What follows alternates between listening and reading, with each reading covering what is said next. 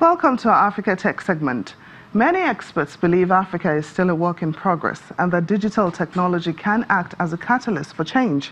However, some argue that the fourth industrial revolution has already begun, and there are a lot of examples of technological developments already being implemented throughout the continent.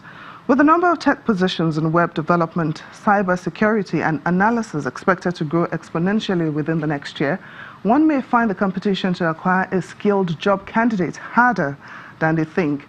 Our guest on the program, Yemi Orimolade, a communication lead at Microsoft, tells us more about this. Thanks for joining us on the program. Thank you very much. Now, what skills are most in demand that will be needed in the future? So thanks for that question. In the next 4 or 5, probably 10 years from now, there'll be a lot of jobs that we currently do now that will become obsolete. One of which is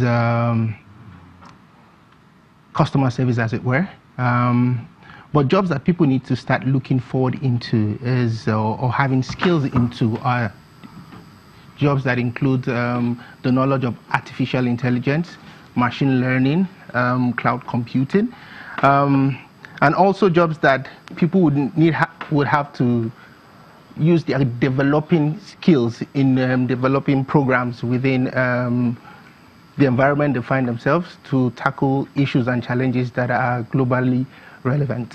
So do you think Nigeria as a country has the facilities and necessary resources to equip youths with these skills? And if not, how can this be addressed? Okay, so if we look at it from a Nigerian perspective, first and foremost, we all know what our education system is like. Probably somebody going through the university, the curriculum there actually are obsolete compared to what you currently have in the modern world. So from a Nigerian perspective, maybe not from a government standpoint, but there are organizations in the country that are ensuring that we leapfrog into that mode. And outside that, there are private individuals who are setting up different incubation hubs where that necessary training could take place. So some could be the Coven labs in Akure or Inzuko hub, labs in Enugu, or different types of hubs, but they are ensuring that the relevant skills required given to the Nigerian public or Nigerian youths now and preparing them for that future. So what do you think about businesses taking a two-pronged approach to tackle this issue, maybe by training the current workforce to deal with the issues now and championing tech education to lay the foundations for the future? Will that work? Yeah, so it's left for the businesses to start doing that. We all know the kind of skills that we want to start projecting to be available in the next 10 years.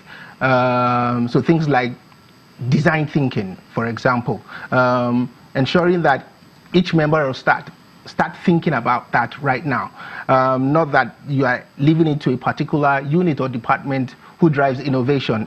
As individuals, we should start having that mindset, and I think it's something that organizations should start now, equipping its fresh staff, recruits, and also enabling other ones that are already in their organizations. Well, let me ask you, do you think the globalization and technological progress is maybe too fast-paced for Africa? I don't think so. So let me say this, right? In those days of our old telephone, the phones that we had, we leapfrogged that directly into mobile, and which is obviously some generations that some other countries would have gone step by step. So what I see in Africa, we are leapfrogging, right? We are fast-paced. We are taking the lead. We are taking the new learnings, the new thinkings, and just quickly adapting it and ensuring that we as Africans, we understand what it all takes, and we know the intrigues in ensuring how we can make this happen for us. Now, finally, for a long time, people have been worried about the role of machinery and technology in the workspace. Yeah. How do you think humans will survive, even with all the tech skills being accumulated? So that is the white elephant in the room, which has always been said that machines are here to take humans' job. What I would always tell people now is, yes, the jobs will be taken, but when these machines come, there'll be more jobs that will be created But the issues we would have is, do we have the right skilled people for those jobs that will be available then? Communication lead at Microsoft, Yemi Orimolade, thank you so much for joining us on Network Africa. Thank you very much.